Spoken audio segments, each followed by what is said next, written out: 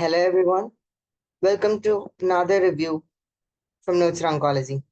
This review is on the topic artificial intelligence based models enabling diagnosis of ovarian cancer using laboratory tests. This is an interesting article published recently this year in Lancet Digital Health, and we'll be seeing insights into a promising new tool for ovarian cancer prediction. As we all know, ovarian cancer is one of the most lethal gynecological cancers. The 5-year survival decreases from 92.4 at the localized stage to 31.5 at the metastatic stage. The CA125 antigen is the cornerstone biomarker of ovarian cancer, but it showed no significant increase in approximately 20% of ovarian cancer patients. On the other hand, it can be elevated in physiological or benign pathological process too, thus causing a bit of ambiguity. Now, the evidence we have before the studies include the fact that 10 studies use laboratory tests based on AI algorithms to predict the diagnosis of ovarian cancer. Now, the results of current studies showed that laboratory tests which were cost saving and at various levels have potential to be diagnostic biomarkers. However, all 10 studies use basic AI algorithms that lacked independent external validation. So, yeah, we'll get to the development of an AI model, the basics of it. Before that, in this study, what they did basically was they screened 52 features from 99 items. This comes during the development of an AI model. Feature is like a specific character which we will look for as in a specific biomarker or something in a patient, which the model evaluates to recognize a specific pattern, which can be applied later on to predict results. Now, they made yeah, classification fusion, that is MCF model, which integrated the best 20 base AI models for accurate identification of patients with high risk of ovarian cancer. And it outperformed not only the classical biomarkers, but also other state-of-the-art models for ovarian cancer too. The MCF also yielded acceptable prediction accuracy. Molecular level ovarian cancer biomarkers do exist. Despite extensive studies of these molecular biomarkers, they are not commonly used in clinical practice. This might be due to first the high cost of detecting these biomarkers and scarcity of large-scale validation. Now, the routine laboratory tests used in healthcare examinations include routine blood tests, biochemistry tests, coagulation tests, urine tests, etc. And some of these are relevant to ovarian cancer as well. AI models, they could help with integrating data from multiple tests to aid diagnosis. Those available offer valuable information for prediction models and laboratory tests. The report models' generalizability and stability still need to be confirmed. In this article, in the study, the scientists developed a novel multi-criteria decision-making based classification framework for diagnostic prediction, that is the MCF model. So, systematically evaluate the ability of laboratory tests to predict ovarian cancer and develop a robust and generalizable MCF model to assist in identifying patients with ovarian cancer. How an AI model is made is basically first they'll do data pre-processing.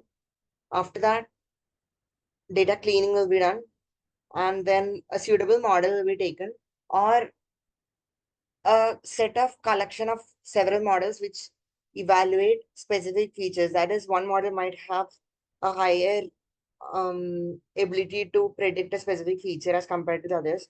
So a collection of models all integrated into one model can be used to. So after that, the model is picked, and then the data will be fed for training. And after training, there will be an internal validation. After that, an external validation in independent data sets will be carried out, after which it can be used for clinical application and research. Now, this retrospective study screened a lot of laboratory examinations, literally 6 million, 6.7 million. from 3 large hospitals. And then cross-validation is basically a method of validating the data, and it was performed on a training set. I'm not going into specifics. And then all recruited participants were pathologically confirmed for presence or absence of ovarian cancer. The ovarian cancer group enrolled patients with primary malignant ovarian cancer, fallopian tube cancer, or peritoneal carcinoma. And control group include healthy individuals who had no lesions on their ovaries, fallopian tubes, or uterus, or no benign lesions as such in all of these. The 98 laboratory items together with age were used as the input features for model building. Missing data were imputation, like basically means missing data is to be filled up wherever it exists in the data chain or data set. And then multivariate imputation was carried out. Prediction modeling, it is impractical. Here they've mentioned the reason that since it's impractical to build a predictive model by traversing all available classifiers, that is, we can't use each and every classifier in trial and whether this is working or not, whether the other specific thing is working or not. Now, an effective classifier framework is expected to produce more stable and superior predictive performance. That is, here they have talked about developing a classifier which is more specific rather than analyzing all the empirical analyzing everything and then putting it together. So, top 20 selected features were fed into a classifier to yield a base classification model. And top 20 base classification models, the 20 highest ranked base models were screened. Their predictions were fused by estimating each model's weight based on the multi-criterion decision making. Now, this is what they did. They like basically combined a lot of predicting models together, like the best ones, top 20, and then got into the MCF model. A performance evaluation was done by quantifying the AUC, accuracy, specificity, sensitivity, positive predictive value, negative predictive value, F1 score. Now, a few scenarios were considered as well. I'm not going into that. Feature assessment. The primary outcome was the prediction accuracy of the model in identifying ovarian cancer.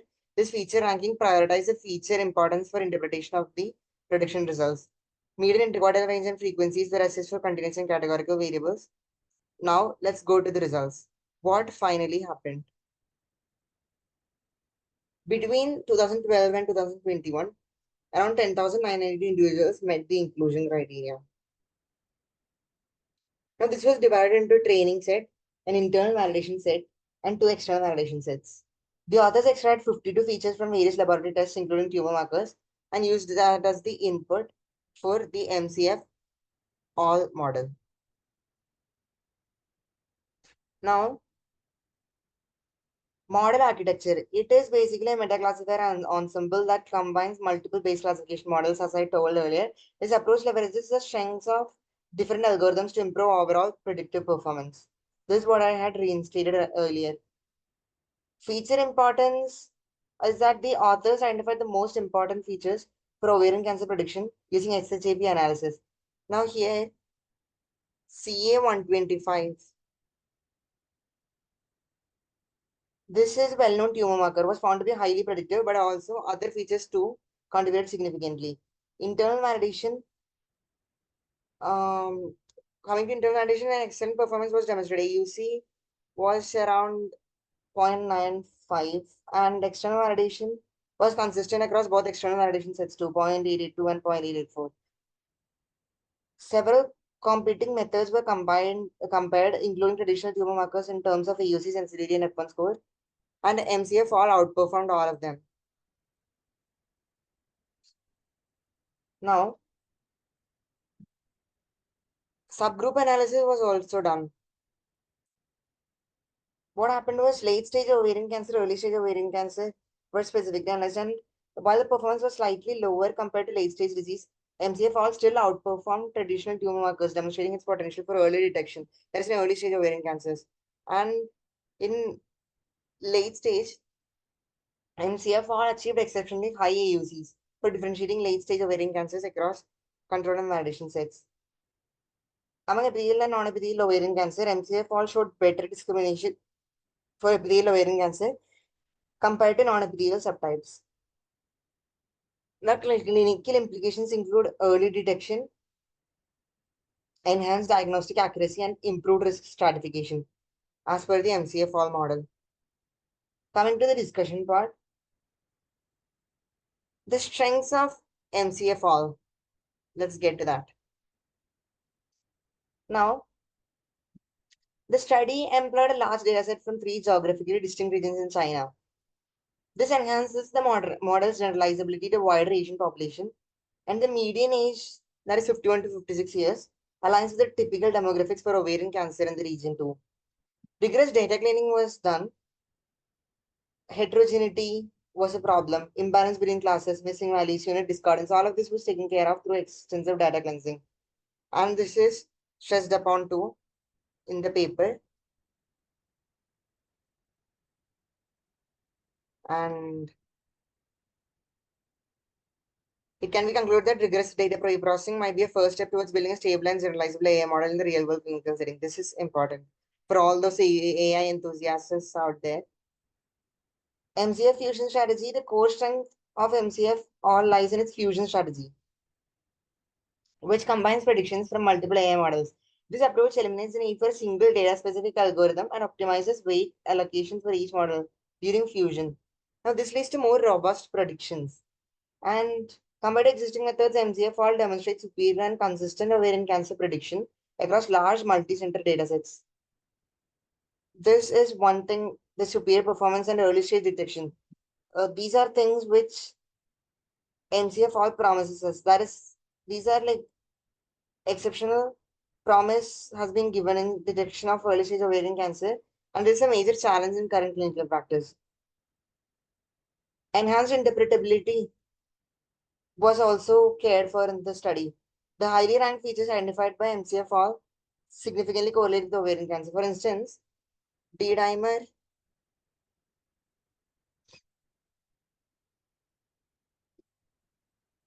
yeah, fibrinogen,